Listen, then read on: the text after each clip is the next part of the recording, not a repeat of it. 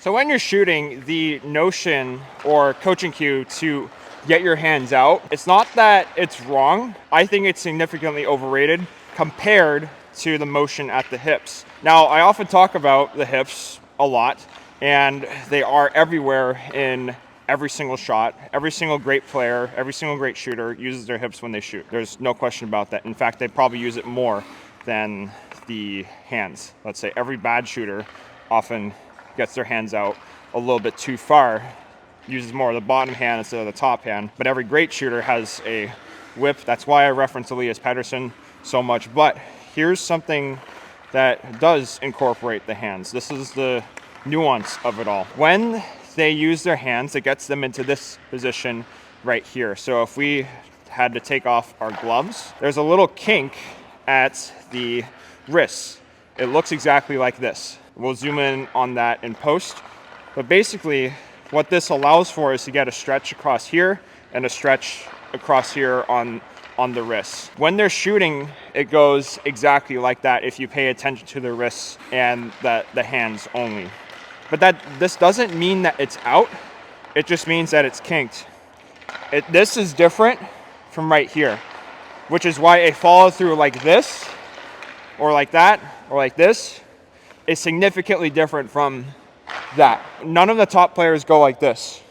No matter what shooting coach teaches you to shoot like this, they do not do that in games. They go more like this. But that's not a whip like this.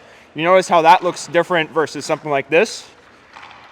So what's happening is that the wrists actually lag behind the shoulders, which also lag behind the hips, which then makes the stick lag behind everything else. So the puck actually lags behind the hands and shoulders and your full body rotation, essentially. We'll show some slow-mo examples of guys like Elias Pettersson.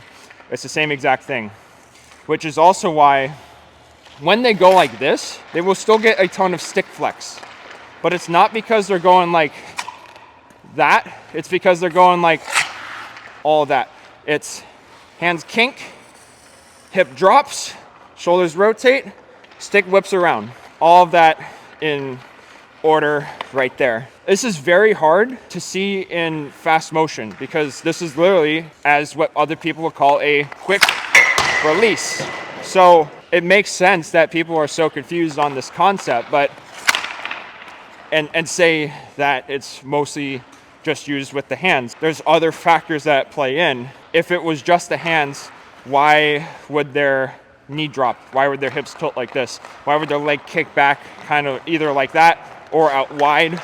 Say if they're on this side and they kick wide instead of behind, like why does that happen if it's just the hands? And then you could just literally look at the film. They're not out here. If you see it from this angle, they're right here. And I'm the same exact way. At the end of the day, the video just doesn't lie. But if you did want to regress the hands, they are still important because again, you want this motion fundamentally. Notice how it's a lag effect, but it's still like a paintbrushing motion. That's the best way I can describe it. This motion right here is what creates the flex on the stick in addition to the weight of the puck. Again, there's only a little bit of downforce, but it's not a that, because you can see that the stick didn't even go anywhere. It's a motion like this. It's a whip, it's a sweep, whatever you want to call it, but that falls more in line with what the best players do.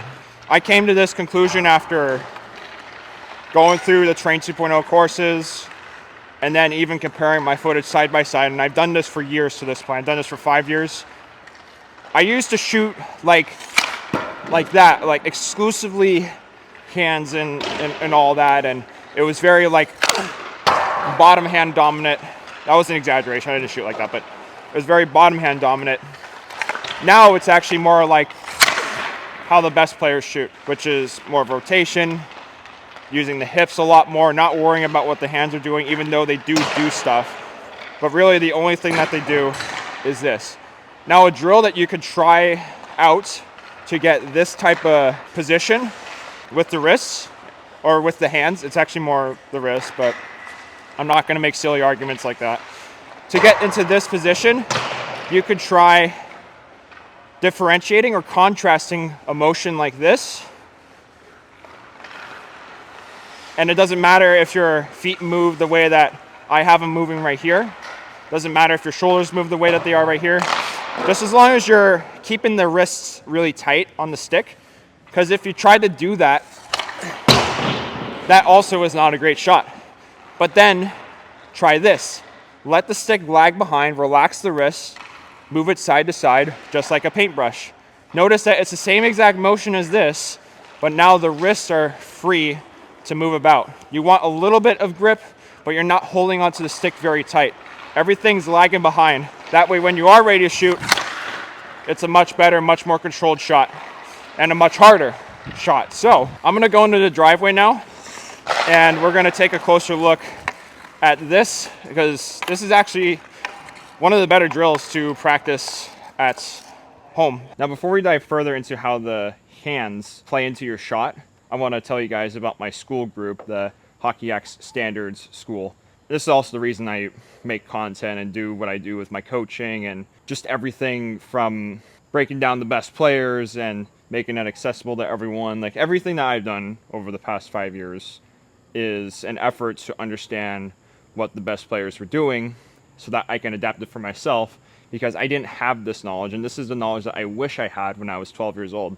Standard School is the education behind that, is all the research that I've done to put into that. It's a specific resource, and it details out exactly what the metrics are, the measurables, I should say, that you need to do, that you need to achieve in order to be just like the best players. So it breaks down player-specific examples like McDavid, McKinnon, etc. It breaks down basic standards, elite standards, like different tiers like that. And it also breaks down skating, shooting, and stick handling to the most accessible levels, in addition to the gym standards, what you need to reach in order to have the most ability accessible to you. So that's in terms of strength, but there's also measurables in terms of mobility. So they kind of go hand in hand. Everything there goes hand in hand. And it's only $10 a month. And the point of it is to spread the education around. However, if you sign up for a Hockey Hacks membership before the end of the calendar year, which is $75 a month for conventional workouts, every other resource that I've included, then you get access to the school group for free. So before now and January 1st of 2025, that's my new offer. Join the Standard School or join the Hockey Hacks membership. Again, the reason I'm promoting those two is to make things as accessible as possible. I think anybody can afford $10 a month in order to understand, hey, this is the direction that I need in order to take me wherever I want to go with hockey.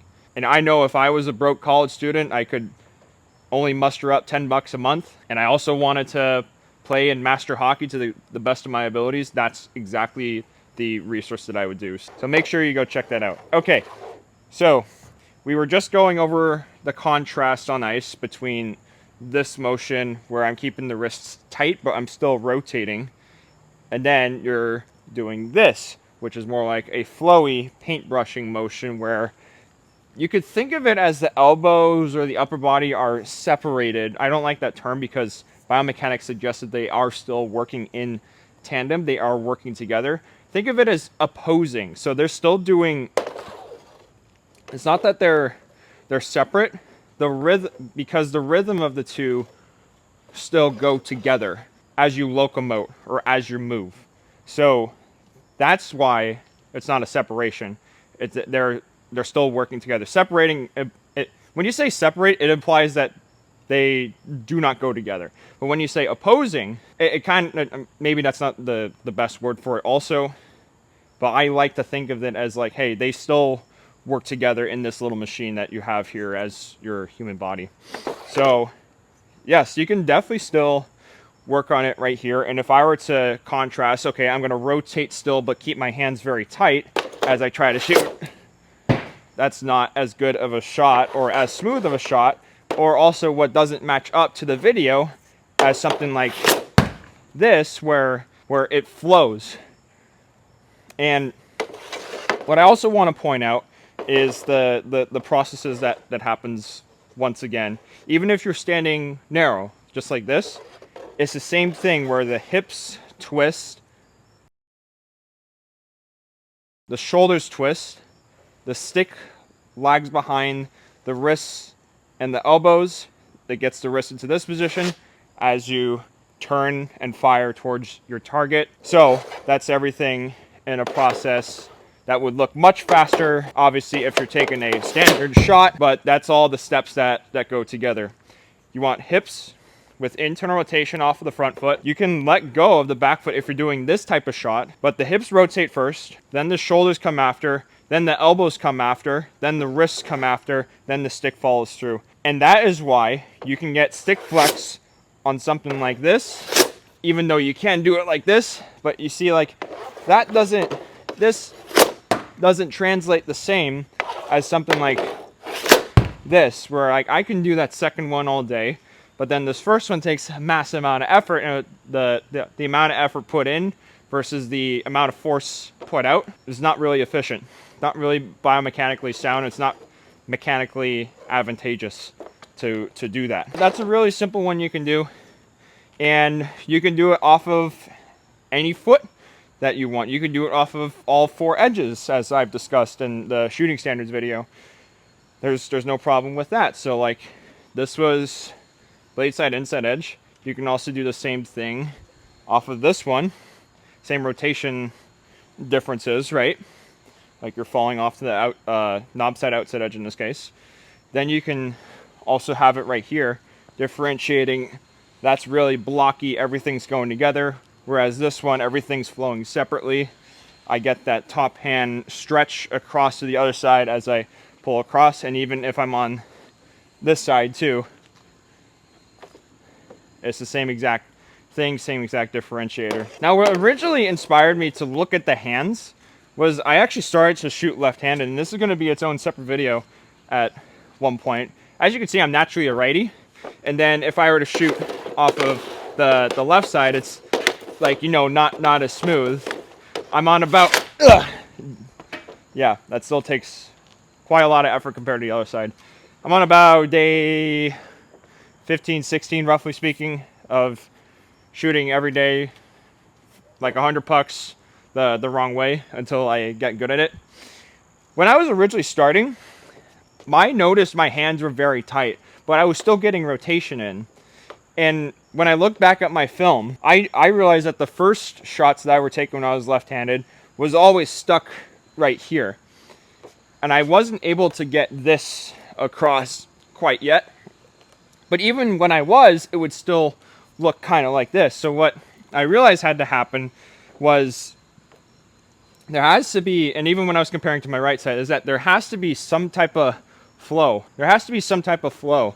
And I almost forgot about this. This is a very smooth way, very smooth progression for your shooting. And even like your stick handling too. So but when you're, what I mean by that is when you're trying to like go across like this, you don't have to worry about rolling the wrist to get over the puck like this, which honestly is not game transferable, and only in select situations that McDavid, Matthews, Kaner do, and they just do it for a deke. They don't really do it for every other game, every other mechanic that they do. It's only when they're in tights and that trying to fake out their goalie. But even during the stick handling work, I found that I kept like tightening up my hands too much. So what I realized I had to do was start to flow across, and this actually turned out to be a lot smoother.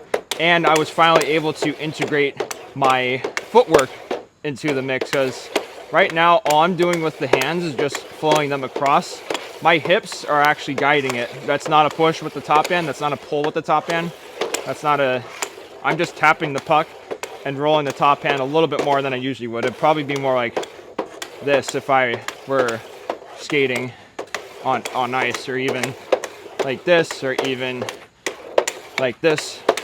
Obviously slow-mo, but you get the picture that there's a much more controlled, much more balanced variation right there compared to the rolling of the top hand. But this is a shooting video. We'll talk about stick handling another time. So that's what originally led me to look at the top hand, was shooting with the opposite hand or the opposite way that I shoot. So be on the lookout for that compilation or that full video, any takeaways that I took from it. This is one of them, by the way. So I'm gonna get a few more reps shooting left-handed, and yep, this is the nuance that I talk about, or I want to talk about more with shooting, because I know that I've talked a lot about the hips, and I stress that point a lot because no one talks about it to the same degree that they talk about the hands. You know, both are important in their own ways. I think handwork is overrated for shooting. I think you do need to focus more on the twisting of the hips, the coordination behind that. The coordination, by the way, includes, this is coordinated in its own way, and it's not as advanced coordination as something like this. That's a rabbit hole I could definitely dig down, the coordination argument. Oh my goodness. So anyway, I'm gonna get some more reps shooting my wrong way or opposite way. I want to thank you guys for watching this on the hands, or even you can call it the wrist springs. Like it's the same language. So yep, I'm gonna get a few reps on that, and I will see you all next time.